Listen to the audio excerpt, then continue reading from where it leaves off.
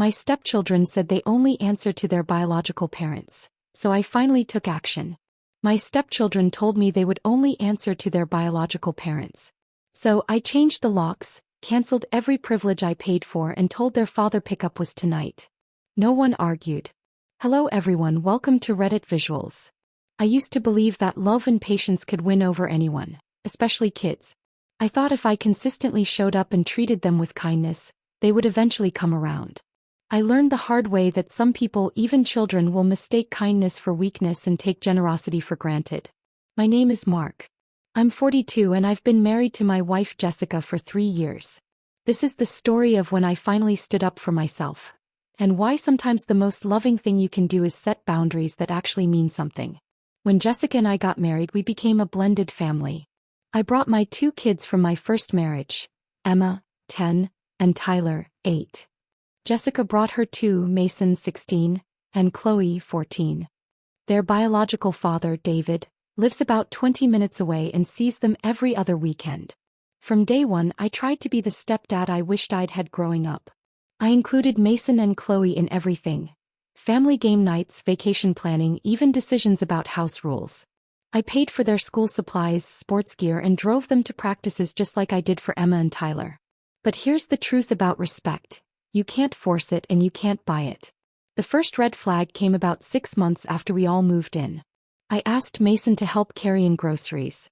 He looked me in the eye and said, "You're not my dad. I don't have to listen to you." Jessica overheard and told him to help anyway. He did, but only with an attitude that screamed he wasn't doing it out of respect. Only because his mom said so. I brushed it off. He's adjusting, I told myself. This is hard for him too. But it didn't get better. It got worse. Mason and Chloe developed a pattern of selective hearing. They'd respond immediately to Jessica, but when I asked something, they'd either ignore me or say, "I'll wait for mom to tell me." The breaking point built up over small things. Mason asking Jessica if it was okay to eat the dinner I cooked, Chloe leaving messes in shared spaces and refusing to clean unless Jessica asked, Mason dismissing me in front of Emma and Tyler. Then it started hurting my own kids. Emma came to me crying one day because Mason took her art supplies and told her, "Your dad doesn't make the rules. Only real parents do." Real parents. Tyler asked why Mason and Chloe didn't have to listen to me when he did. How do you explain to an 8-year-old that some kids follow different rules just because of DNA? I brought it up to Jessica multiple times. She talked to Mason and Chloe and they would apologize, but only for a few days before slipping back into the same behavior. Jessica excused it, saying, "They're still adjusting.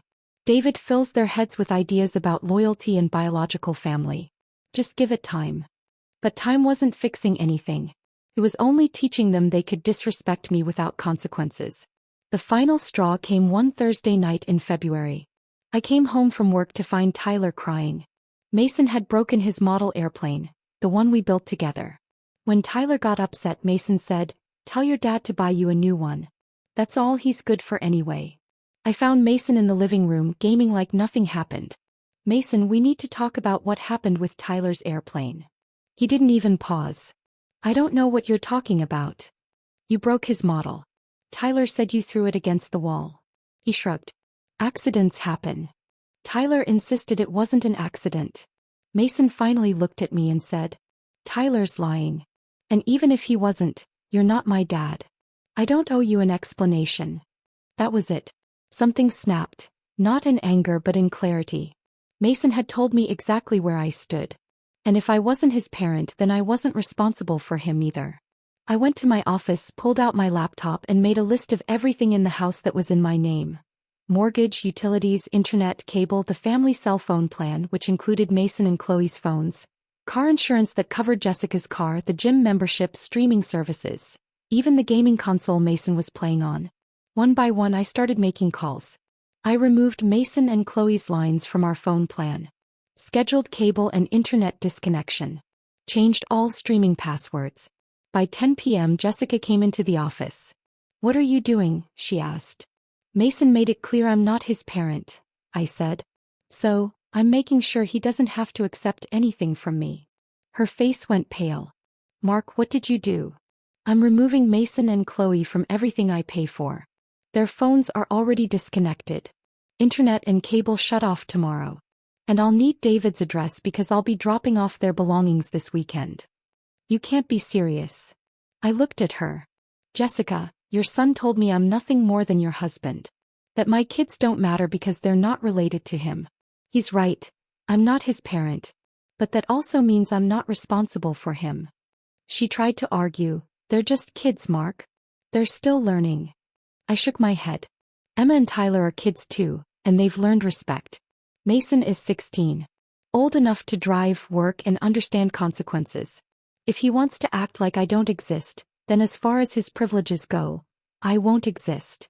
The next day I packed up Mason and Chloe's belongings, changed the locks and had new keys made for Jessica, myself and my kids. When Jessica came home with Mason and Chloe that afternoon, they couldn't get in. She called me immediately. Mark, we can't get in the house. I changed the locks and sent my stepchildren to their dads. It was the wake-up call they needed. I changed the locks, I said calmly. Mason and Chloe's things are packed and ready to go to David's. Jessica's voice cracked over the phone. You can't kick out my children. I'm not kicking them out because they're yours, I replied. I'm removing them because they've made it clear they don't recognize me as having any authority in my own home. People who don't respect the homeowner don't get to live in the home. Silence. I'll be home in 20 minutes, I continued. David can pick them up then, or you can drive them over. But they're not coming back in this house until they can treat me with basic respect. When I pulled into the driveway, David was already there. Jessica had called him and he'd come straight over. This seems pretty extreme over some teenage attitude, David said as soon as he saw me. I looked him in the eye. David, if your son told you that you weren't his parent, that he didn't have to listen to you and that your children didn't matter, what would you do? David was quiet for a moment before admitting, I'd probably want to teach him a lesson. That's all I'm doing, I said. Teaching a lesson about respect and consequences. I turned to Mason and Chloe, who were standing by Jessica's car, wide-eyed and pale. I want you both to understand something, I said evenly. This isn't about me being mean or petty. It's about respect. You've told me through your words and your actions that I'm not your parent and that you don't answer to me. Fine, I accept that. But parents provide for their children. If I'm not your parent, then I'm not obligated to provide for you.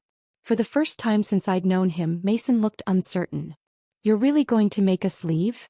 You told me I had no authority over you in my own house, I said. You were right. But authority and responsibility go together. No authority means no responsibility. Chloe burst into tears. But where will we go? To your dad's, I said gently. He's your parent. I'm just your mom's husband, remember? I helped David load their belongings into his car. As they prepared to leave, Mason hesitated. What if we want to come back? Then you'll need to decide if you can treat me with the same respect you show your father, I told him. Because in this house, that's who I am, a father figure who deserves basic respect. They left with David that night. Jessica was furious. Over the next few days we had hard, painful conversations. She accused me of being cruel, of giving up on her kids, of putting my pride before our family. But I stood firm. Jessica, I love you and I want to love your kids. But I can't love people who actively disrespect me and hurt my children. Mason and Chloe need to learn that actions have consequences. And the consequence of rejecting my authority is losing my support. Meanwhile, Emma and Tyler were different kids. The tension vanished overnight. They did their homework without being asked, helped with chores willingly, and for the first time in months, they seemed relaxed in their own home. A week later, David called me. Mason and Chloe want to come back, he said. They've been asking every day. What do you think? I asked. I think they learned something, David admitted. Mason especially. He's been quieter, more thoughtful. I think he realized that respect isn't optional in a household. And Chloe, she misses her mom. She also asked me to tell you she's sorry for being rude. Jessica and I talked it over and agreed to let them return, with clear expectations. When Mason and Chloe came back, I sat them down. Before you move back in, I need to know you understand the rules. I'm not asking you to call me dad or love me like you love your father. But I am asking you to treat me with the same respect you'd give any adult who takes care of you. Mason nodded. I get it. And I'm sorry about what I said about Tyler and the airplane. That was messed up. Chloe added softly, I didn't realize how much you do for us until it was gone. I'm sorry too. It wasn't perfect overnight. Old patterns resurfaced sometimes. But something fundamental had changed. Mason and Chloe had learned that respect isn't reserved for biological parents. It's for anyone who cares for you. 6 months later, Mason came to me for help with a math problem instead of waiting for Jessica. Chloe started saying thank you when I drove her to soccer practice. Small things, but they mattered. The real test came about a year later when Mason asked to go to a concert with friends. He approached Jessica and me together. Jessica said yes, but I raised concerns about the venue and crowd. Mason didn't roll his eyes or dismiss me. Instead, he addressed my concerns seriously and worked out a compromise that satisfied both of us. That's when I knew we had truly become a family. Looking back, I don't regret changing those locks. Some people called it extreme, but sometimes extreme situations call for clear responses. Mason and Chloe needed to learn that you can't enjoy the benefits of being part of a family without the responsibility of respecting all its members. My marriage with Jessica is stronger too. She saw I wasn't willing to be a doormat, but also that I wasn't giving up on her kids. I was fighting for a relationship built on mutual respect, not one-sided obligation. Emma and Tyler learned something important as well, that respect isn't negotiable and that I will always stand up for them. And surprisingly, my relationship with David improved. He respected that I held his kids accountable, and I respected that he supported the lesson they needed to learn. So there you have it. Sometimes love means setting boundaries. Sometimes being a good parent, or step-parent, means being willing to be the bad guy for a while to teach an essential lesson. Was I wrong to change the locks and send my stepchildren to their fathers? Or was it the wake-up call they needed? Let me know what you think in the comments below. And if you enjoyed this story, please like and subscribe to Reddit Visuals. We're building a community where respect matters and consequences are real.